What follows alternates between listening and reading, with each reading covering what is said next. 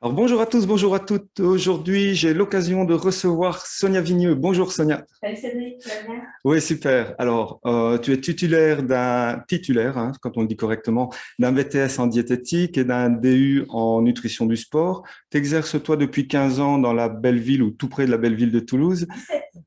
17, voilà. Tu es diététicienne, nutritionniste et spécialisée dans la perte du poids difficile et dans le sport. Alors, aujourd'hui, je souhaitais avoir ton avis et tes connaissances, en tout cas, sur l'importance de l'activité physique dans le cadre d'une perte de poids. Alors, qu'est-ce que je vais expliquer aux patients, si tu veux? Alors, les patients qui veulent perdre du poids, qui ont une demande de perte de poids difficile, donc sous-entendu, ils mangent très très peu et ils continuent à ne pas arriver à perdre de poids, ce sont des personnes qui ne font pas du tout d'activité physique ou qui la font mal. Donc, qu'est-ce que je vais leur expliquer? Qu'il faut absolument qu'ils intègrent déjà, parce que souvent, ce n'est pas le cas, du renforcement musculaire. Pourquoi? Parce qu'il faut vraiment aller chercher l'intensité musculaire pour faire grandir le muscle, pour le maintenir en place et pour dire au corps, tu te débrouilles, tu vas chercher les substrats ailleurs. Hein. La priorité du corps, c'est d'abord d'aller chercher ce qui est le plus rapidement disponible. Et c'est quoi? C'est le sucre. Puisque le sucre, il est facilement soluble dans le sang. Le gras, ça ne l'est pas, c'est compliqué. Il faut aller, c'est comme si tu prenais la voiture et tu avais l'autoroute et les routes de montagne. Forcément, le corps, il va aller tout droit vers l'autoroute, donc chercher le sucre, le mettre dans le sang. Il ne va pas aller se faire s'embêter à aller dans les routes de montagne. Donc pour cela, c'est obligatoirement sollicitation musculaire.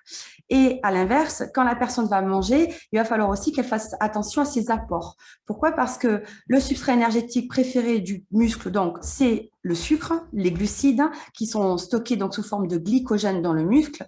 Et donc, si la personne mange trop de ces substances-là, elle emmagasine beaucoup trop, comme si elle faisait une prise de masse. Et donc, je me retrouve, moi, avec des personnes non sportives ou sportives qui font à minima de l'exercice, mais qui n'arrivent toujours pas à perdre de poids parce qu'elles donnent toujours trop de ces nutriments-là. Voilà.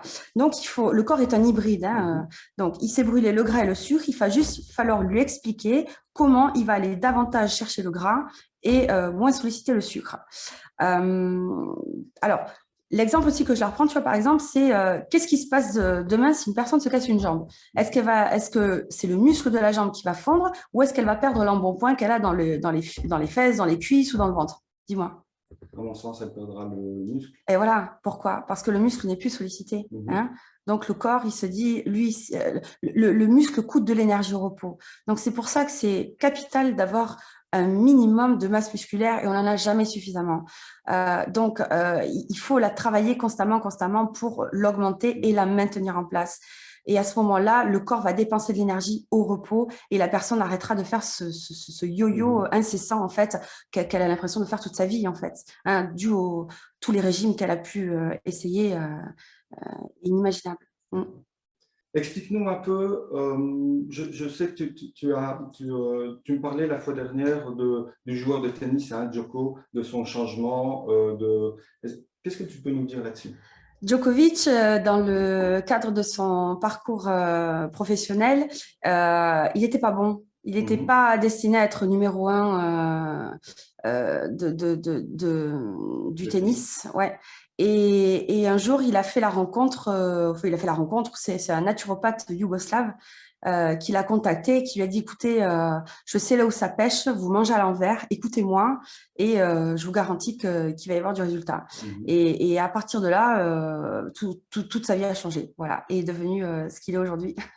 Ouais. Ouais. Donc l'alimentation, c'est toujours la base. On ne peut pas faire une prise en charge en micro, aller chercher les carences, etc., rétablir l'optimisation du corps sans passer par la nutrition. Mhm. Donc, l'obligation pour quel patient que ce soit qui me consulte, c'est d'abord, on revoit les bases de la nutrition, mais pas que. Hein. Il y a aussi l'hygiène de vie, l'environnement, Mhm. l'activité physique, etc., etc. On trouve tout ça. Une fois que ça s'est rétabli, qu'il y a les bases, qu'on a trouvé toutes les solutions, parce que toutes les solutions existent, même quand il y a des obstacles, des faiblesses vers la personne, moi, j'ai tout le temps une solution à donner, Mhm. à exploiter. Et à partir de là, donc, on peut aller optimiser les résultats, puisque un corps en bonne santé est un corps qui perdra du poids sur la durée. Et donc, du coup, moi, la question que je me pose, c'est l'importance du petit déjeuner, on le sait, mais le matin, je suis comme beaucoup de gens, je vais travailler pendant la journée T'as pas le et temps. je voudrais pouvoir faire mon sport. et à la fois, je dois déjeuner. Donc, souvent, je ne déjeune pas pour aller faire mon sport, mais qu'est-ce qu'on dit là-dessus? Bah, c'est pas un problème, mais à quelle heure tu vas faire ton sport, à quelle heure tu vas petit déjeuner. Si tu veux, s'il y a plus de 2 heures moins de 2 heures de laps de temps entre ton activité physique et le petit déjeuner, enfin, du moins avant le petit déjeuner et ensuite l'activité physique, ne petit déjeune pas. On peut tous faire du sport, on a tous suffisamment les réserves, les stockages énergétiques pour aller faire du sport, quelle que soit l'intensité. Il faut juste s'écouter, tout simplement. Moi, tu sais, ça fait 5 ans que je fais du CrossFit et les 90% du temps, je suis à jeun.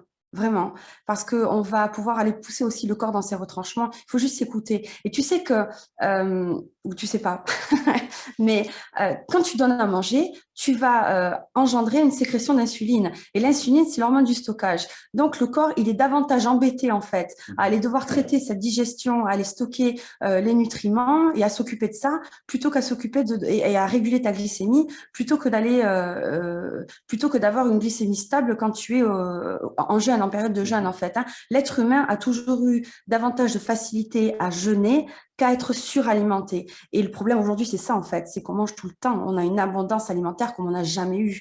Donc, il faut s'écouter. Le gars qui va faire un marathon demain, c'est pas la veille au soir et le gros plat de pâtes qu'il va se faire et qui est totalement faux maintenant, on le sait, mais c'est pas la veille au soir qui se fait ses réserves énergétiques. Il les a depuis toujours. Regarde un marathonien, quelle quantité de gras il a sur le corps. Et il a encore des réserves énergétiques pour je ne sais combien de jours. Voilà. Donc les gens sont dans j'ai peur de manquer, j'ai la peur du manque, la peur du manque, la peur du manque. Non, un marathonien, il va dépenser en glucides l'équivalent d'un demi-sandwich. Tu te rends compte? Donc quand j'ai des patientes déjà qui mangent un sandwich de baguette tous les midis et qui sont pas des sportifs de haut niveau, faut arrêter de manger comme un sportif de haut niveau. C'est plus possible. Tu vois? Ouais. Et maintenant, bon, certaines personnes vont regarder cette vidéo en se disant oui, mais moi je ne fais pas encore de sport. Si je démarre le sport maintenant, c'est quelque chose qui fait souffrir. Pour certaines personnes, le mot activité physique est un gros mot. Mais comment est-ce que les gens peuvent reprendre et se remettre tout doucement au sport? D'abord, tout doucement, je suppose, sans rien exagérer. Voilà. Alors, quelques conseils pour ça. Donc déjà, oui, il y en a beaucoup qui n'aiment pas ça, ou qui ont des douleurs, ou qui ont X raisons, justifiées ou pas, pour se remettre à l'activité physique. Bon, faut juste pas oublier déjà que le cœur est un muscle et les artères aussi. Les artères sont constituées de cellules musculaires. Donc, il faut, à un moment donné, muscler tout ça et il n'y a pas d'autre solution que l'activité physique. On n'a rien trouvé d'équivalent en soi. Même en supplémentation, testo, appareil, ce que tu veux, rien ne remplacera. Maintenant, moi, j'ai envie de te dire que ça fait 5 ans que je fais du CrossFit et je ne suis pas une sportive, malgré l'apparence que je peux avoir. Alors, certes, je pense que j'avais une bonne génétique aussi qui m'a servi, mais j'ai toujours été une feignasse. Et alors, m'entraîner dans une salle de sport, c'est d'un ennui à mourir. Donc, je comprends effectivement que les personnes ne puissent pas adhérer en fait à ce genre de pratique. Et tout ce que je vais recommander, moi, c'est d'essayer plein de sports, parce qu'il en existe des milliers, et de trouver vraiment celui qui plaise, puisque c'est quelque chose qui te plaît, que tu tiendras sur la durée. Voilà, faut pas se forcer. Moi, je pars de mon expérience perso. J'ai découvert le CrossFit, j'ai adoré parce que tu es face à toi-même, tu es solo, mais tu es aussi en collectif. On est entre 12 et 14 personnes dans le cours. Le coach, c'est comme s'il avait le fouet à la main. Il va pas te lâcher. Donc, mentalement, ça te booste. Et c'est également comme l'alimentation, à un moment donné, il faut savoir faire comprendre au corps qu'il n'a pas besoin de plus. Et l'activité physique, c'est pareil. À un moment donné, il va falloir sortir de sa zone de confort et lui dire, bon, ben maintenant, Coco, tu vas plus loin, tu débranches le cerveau, et voilà. Et je fais partie de toutes ces personnes-là qui, pendant le confinement, avaient du mal à faire du sport chez soi, à la maison, seule, enfermée, dans cet environnement, etc. Et puis, en plus, tu te trouves toujours des excuses. Ça, la vie de famille, les horaires, etc., etc. Et moi, en l'occurrence, c'était le boulot. Tant que je pouvais bosser tranquille, voilà. Mais à un moment donné, il faut absolument se programmer 1 heure par jour de sport. Donc, il faut y aller effectivement progressivement. Ça peut être une fois tous les 2 jours, une fois tous les 3 jours, c'est vraiment le mini-mini. Ça peut être que de la marche. Et à un moment donné, quand tu as choisi à chaque fois le même horaire, le corps, il va te demander. Il va réclamer son dû parce qu'il sait que c'est bien, que tu es bien hein, quand tu le fais. L'idéal, c'est plutôt le matin jusqu'à 17 heures. Hein. À chacun de se trouver son... Voilà, il faut expériencer hein, parce que après 17 heures, ça peut engendrer des problèmes d'endormissement, des troubles du sommeil, des réveils nocturnes, etc. Donc, le matin, ça met un coup de boost aussi, ça aide vraiment à avancer, à avoir une super journée. Moi, je faisais le midi et quand je faisais le midi, je peux t'assurer que j'avais l'impression de recommencer une journée à 14 heures. C'est comme si c'était rien passé le matin. Tu oublies tous les soucis que tu peux avoir. C'est tout ce que tu as pu... voilà. Et après, qu'est-ce que j'ai envie de te dire? Ben, voilà, ça peut être la marche au départ. Tout ce qui compte, en fait, l'autre conseil hyper important pour les personnes qui ont besoin vraiment de se remettre au sport, qui n'en font pas, c'est de transpirer. Moi, je leur demande juste de transpirer parce que je connais pas leur vitesse métabolique. Je ne sais pas à quelle vitesse ils vont pouvoir brûler de l'énergie, gras, sucre. Donc, la transpiration, c'est vraiment un bon témoin qui permet donc de dire là, on est en train de brûler. Et après, il y a la complémentation qui aide derrière. Et justement, tu nous parles de complémentation. Quels sont les micronutriments indispensables et les compléments qui seraient indispensables? Des tas. Des tas.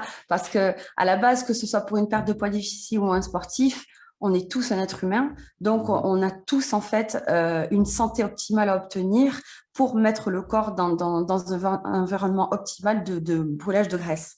Donc, la base, ça va être, comme on l'a dit dès le départ, c'est l'alimentation. Et évidemment, aujourd'hui, il faut se mettre à l'idée que on ne mange plus autant de calories qu'avant. Avant, on mangeait 4000 calories par jour, on était au champ, au soleil, dehors ou ouvrier. Aujourd'hui, on mange 2 fois moins. Et le problème, c'est que non seulement on mange 2 fois moins, mais les sols sont appauvris en nutriments, les aliments viennent de loin, donc ils sont moins riches en vitamines et en minéraux. Tu sais bien que si tu cueilles des cerises à l'arbre, elles auront un goût incomparable à des cerises que tu as achetées au magasin. Pourquoi? Parce que plus le fruit a de goût, plus il est chargé aussi en micronutriments. Donc il y a le soleil, il y a la terre, il y a tout qui est venu pour renforcer donc le fruit jusqu'au dernier moment. La pollution de l'air, la pollution de l'eau, perturbateurs endocriniens, l'alimentation ultra transformée, donc tous les aliments qu'on mange qui n'ont plus aucune vitamine ni minéraux, tout ça c'est une catastrophe aujourd'hui et ce qui fait que personne n'est en bonne santé et on a tous des carences. Il y a toujours la génétique en plus qui vient mettre un coup d'épée dans le dos supplémentaire puisque on part tous avec des antécédents familiaux de diabète, de thyroïde, de troubles digestifs, pulmonaires, peu importe, maladies auto-immunes qui font qu'on a déjà une faiblesse génétique. Et à ce moment-là, si avec l'alimentation et l'épigénétique, l'environnement, etc., le sport, le stress, la gestion du stress, on n'améliore pas tout ça, on court à la catastrophe, on court vers la maladie chronique. Et donc, qu'est-ce qu'on fait? Donc, nous, on va revoir l'alimentation, l'environnement, le stress, le sport, tout. Il faut que la personne elle soit dans un environnement optimal, qu'elle soit bien aussi chez soi, qu'elle vive dans son environnement de rêve, j'ai envie de dire. Et à ce moment-là, on va aller creuser un petit peu plus loin et rétablir les carences. Et quelles carences il peut y avoir? Là, c'est la vitamine D, c'est une catastrophe. Mais une véritable catastrophe entre le fait de travailler enfermé, de ne pas être suffisamment exposé, de s'habiller, d'être couvert dehors, la couverture nuageuse. On a eu un été 2021 mémorable de ce côté-là. Les crèmes solaires, tout ça, on ne s'expose pas suffisamment, donc on ne synthétise pas suffisamment de vitamine D. Et la vitamine D, c'est un réel frein à l'amaigrissement, c'est une perte de masse musculaire, c'est des douleurs, c'est une dépression, c'est donc le moral au plus bas. Donc rien que ça, déjà, c'est la base. J'ai pas un patient qui est correctement supplémenté de lui-même. Donc, il faut pas tenir compte de la posologie de la boîte que tu trouves en pharmacie. Il faut pas tenir compte non plus des précaux en ampoule que tu vas fortement doser parce qu'une vitamine D, c'est liposoluble. Ça va aller donc en quantité importante, aller se fixer dans les tissus mous, reins et artères. Donc, stop, on arrête tout. On fait une prise de sang. Ça coûte, en France, ça coûte que 11 € au laboratoire. C'est pas remboursé Sécu. Ça ne coûte donc rien pour améliorer grandement même les troubles du sommeil, éviter les cancers, les attaques cardiaques, l'hypertension, l'hypercholestérolémie, les ostéoporoses, chondromalacie, etc. Voilà, c'est la vitamine D, c'est tout un livre d'ailleurs que tu connais bien. Voilà, après il y a quoi? Il y a beaucoup de carences en zinc. Donc ça, c'est pour les personnes lambda dont je vais te parler. Voilà vraiment la base. Qu'est-ce qu'on peut avoir encore? Magnésium. Le magnésium entre le stress, la fatigue, les crampes, voilà. Donc, mais le magnésium, c'est plus de 300 réactions enzymatiques, hein. C'est pas juste le clignotement de la paupière ou la fatigue. C'est vraiment 300 réactions qui se passent dans le corps. Et le magnésium, s'il est pris en trop grande quantité, on va le faire pipi, hein, le pipi de la peur ou l'évacuer par la transpiration. Donc, le magnésium, il faut se supplémenter et pas en n'importe quoi. Les sportifs, par exemple, je vais leur recommander le citrate de magnésium. Et d'ailleurs, même ces gélules-là, hein, on peut même les mettre dans l'eau, en fait, les ouvrir, les mettre dans l'eau de boissons de récupération, parce que quand on transpire, on ne perd pas que de l'eau, on perd du sodium, on perd du magnésium et 60 ou 70 autres minéraux qui sont très difficilement récupérables par juste l'alimentation. Ouais, voilà. Alors, il y a entre autres aussi, pardon. Ouais, la bêta-alanine aussi. Oui, voilà, c'est ça que tu voulais. C'est la bêta-alanine, hyper intéressante. Je vais demander aux patients d'en prendre 1 heure avant l'activité physique.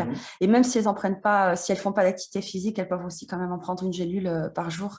Ouais, ça aide vraiment à améliorer les performances. J'ai un patient, il va falloir que je lui demande son témoignage parce que il a une maladie rare qui est par rapport à la glycogéno. Je sais plus. Voilà, j'ai oublié ce nom de maladie-là. Il a cherché et trouvé tout seul en fait ce qu'il avait puisque il était incompris des médecins. Et je lui ai donné 2-3 conseils comme ça. Je lui ai dit, écoute, je lui ai dit, prends ça. Je lui ai dit, t'es suivi au niveau sportif? Il me dit oui, en alimentation. Il me dit oui, c'est le coach qui me fait tout parce qu'il veut monter sur scène, tu sais, le culturisme et tout ça là. Voilà. Moi, je fais pas ces prises en charge là. C'est très très agressif en fait. Hein. Voilà. Moi, je préfère les prendre après. Mais bon. Je préfère voilà, vraiment l'optimisation du corps sans le repousser dans ces extrêmes-là. Et je lui dis, écoute, je lui dis, mais t'as pas supplémenté hein, ça. Il m'a dit non. Je lui dis, écoute, prends. Il m'a fait un témoignage 3 semaines après. Il me dit, Sonia, c'est formidable. Il me dit, j'ai plus de douleur pour m'entraîner. Voilà, il faut que je lui demande le témoignage. Ça serait intéressant. Ah ouais. Incroyable, la bêta-alanine, incroyable. Donc, on pourrait parler aussi des omégas qui sont importants dans le système inflammatoire, dans pas mal de choses pour les sportifs, pour les non-sportifs aussi, évidemment. Mais voilà, on ne peut pas, on n'aura pas le temps de citer à 3 heures. Toute la complémentation qui serait importante à prendre. Et tu sais de quoi on n'a pas parlé d'ailleurs, de la coenzyme Q10. C'est incroyable comme la coenzyme Q10 permet aussi avec le PQQ, le pyrroloquinone, de remultiplier les mitochondries. Ça, on le sait depuis pas très longtemps. Hein. La PQQ et la CoQ10 et la CoQ10 qu'on retrouve dans le Rejuvactive. Hein, c'est ça. Ouais, un super compliment. Voilà, obligatoire des 35 ans et même peut-être bien avant, puisque j'ai pas plus tard qu'il y a 15 jours ou 3 semaines, j'ai une patiente de 26 ans avec un taux de coenzyme Q10 qu'elle avait volontairement dosé parce que c'est pas obligatoire, parce que ça coûte quand même, c'est le dosage qui coûte le plus cher hein, que je demande, 60 €. Hein, elle l'a dosé. Et je lui dis, mais heureusement que vous avez fait ça. Elle avait un taux d'une mamie de 80 ans. J'ai dit, voilà, on a trouvé. Et alors, je fais la bioimpédancemétrie au cabinet. Hein. Pour les patients que j'ai à distance, forcément, c'est pas possible. Mais les patients que j'ai au cabinet, je leur fais une bioimpédancemétrie où je peux mesurer au moins le taux de masse grasse, musculaire, etc. Elle avait un profil de masse grasse affreux. Elle était dans le rouge partout, alors qu'en masse musculaire, masse maigre, masse osseuse, hydratation, elle était au top du top. Elle fait du crossfit 5 fois semaine, elle court 1 fois semaine, et elle avait une CoQ10 de grand-mère et elle comprenait pas pourquoi elle n'arrivait pas à perdre de poids. Tu vois, voilà. Par contre, en préparant cette vidéo, tu me parlais de ta pratique et tu as apporté beaucoup d'importance sur le fait que ta pratique était préventive. Et elle peut être curative, mais préventive. Est-ce que tu peux nous expliquer un peu ton point de vue par rapport à ça? Micronutrition, on a un temps d'avance sur tout. Voilà. On a un temps d'avance sur l'aggravation de l'état de santé de la personne. Je ne sais pas en fait ce qu'on peut dire et pas dire, tu vois, ensemble Cédric, mais j'ai envie de te dire qu'aujourd'hui, je vais aller vraiment, je vais trouver ça, il n'y a pas de souci, parce que je suis très curieuse et parce qu'on ne peut pas laisser le patient comme ça, hein, c'est pas possible. Mais il faut aussi une grande implication du patient. C'est lui qui fait 80% et nous, on est là que pour les 20% restants. Donc, plus on en sait de lui, mieux on va pouvoir l'accompagner. Et donc, il en va de soi qu'au préalable, tu vois, dans ma prise en charge, je vais poser énormément de questions, de formulaires, etc., parce que je vais déjà économiser beaucoup de temps en fait et d'analyse à ce patient-là. La biologie, elle ne me sert pas de prime abord. Je demande toujours la biologie parce que je veux savoir un petit peu ce que le médecin traitant a fait faire comme examen. Parce que quand le patient lui demande un bilan complet, mais comment t'imaginer que c'est un dixième de ce que moi je demande? C'est très très loin du complet. On peut pas avoir, on fait pas du tout la même pratique, on va pas chercher les mêmes choses. Donc ça me permet déjà moi de voir ça. Et étant donné que donc je suis pas médecin, hein, mais diététicienne nutritionniste, j'ai la chance d'écouter davantage le patient, de lui consacrer beaucoup plus de temps, parce que les signes et les plaintes parlent 24 heures sur 24 et 7 jours sur 7, contrairement à un bilan biologique qui va être juste dosé, ce sont juste des chiffres à un instant T. Donc, à l'issue de la première consultation, je vais suggérer aux patients de faire certains dosages biologiques. Il y en a que 3 ou 4 qui ne sont pas remboursés et ça ne coûte vraiment pas une blinde. Donc, c'est vraiment aussi au bon vouloir toujours du patient. Il n'y a aucune obligation, mais c'est vraiment hyper intéressant. Donc, tout ça pour dire que si le patient veut, on va les pousser on va aller chercher les carences, on va aller chercher les trous. Qu'est-ce qui se passe? Est-ce que ça peut se rétablir au niveau de l'alimentation, comme par exemple les carences en fer, qui sont aussi très fréquentes chez les femmes, hein, perte de cheveux, on a plein de signes, anémie, fatigué, à l'effort, etc. Donc, soit on peut rétablir par l'alimentation, soit c'est irrécupérable ou c'est très, très difficile à faire remonter parce qu'elles n'arrivent pas à manger autant, parce qu'il y a aussi une éthique de manger de moins en moins de viande animale, hein, pour le bien-être des animaux. Donc, du boudin noir ou de la viande rouge, des abats, etc., c'est compliqué. Bon, heureusement, il y a des très bonnes sources de végétales, hein, que tu connais aussi. Et sinon, voilà, on va aller, tu vois, hop, combler les trous. Bon, j'explique aux patients que c'est comme un puzzle, il me faut toutes les pièces. J'insiste parce que je vais lui demander d'aller voir son médecin et de lui demander cette prise en charge-là, cette biologie-là. Pourquoi? Parce que moi, ça va me permettre de faire comprendre au médecin que je suis là derrière, que je suis là pour rassurer un petit peu ce que lui, il n'a pas le temps de faire. Pour compléter en fait le bien-être de son patient, bien qu'il y ait beaucoup de médecins qui soient réticents pour X raisons, soit parce que la haute autorité de santé elle veut pas aller doser suffisamment parce que tant que tu es dans les normes labo, etc., on peut pas aller en sortir. Il y a toujours une solution à ça. Soit parce qu'il va avoir l'honnêteté de dire non, je vous le dose pas parce que je ne sais pas l'interpréter. Hein, c'est le cas de la B12 par exemple, ils veulent pas doser parce que voilà, et c'est normal, ils sont le médecin est le garant de notre santé, donc c'est lui le responsable, moi je ne le suis aucunement. Donc voilà, mais le patient essaie de le rassurer, moi je suis toujours aussi à l'écoute si le médecin veut me consulter, veut me contacter derrière, on en discute, il n'y a aucun problème.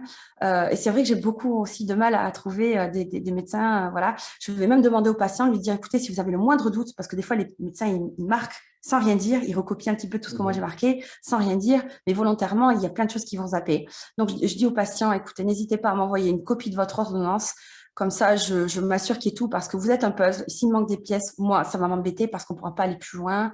Euh, on va perdre du temps. Hein. Tu sais très bien que ça ne se résout pas en 2 jours. Hein. Il faut 15 jours, 10, 15 jours avant de voir les premiers effets et d'expériencer. Mais ça peut être 2, 3 mois, 6 mois, 1 an. Ça va dépendre du rythme du patient. Et moi, je vais à son rythme. Donc, quand on me dit quand est-ce qu'on se revoit, ben, c'est quand vous voulez. C'est dès qu'il y a un obstacle, c'est dès qu'il y a un besoin. Moi, j'ai à cœur de tout vous amener d'un coup. Je sais que ça fait beaucoup et que ça peut être indigeste. Donc, ça, c'est vraiment…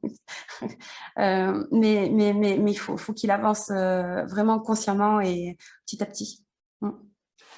Eh bien, merci pour toutes ces explications, ces belles et bonnes explications. Alors, on peut te retrouver plus d'informations sur ton site internet sonianutrition.com. Sinon, vous tapez Sonia Vigneux, il y a moyen de trouver ça quelque part sur le monde du web. Je te souhaite une belle journée. À très bientôt. Au revoir. Merci à toi aussi, Cédric. Salut.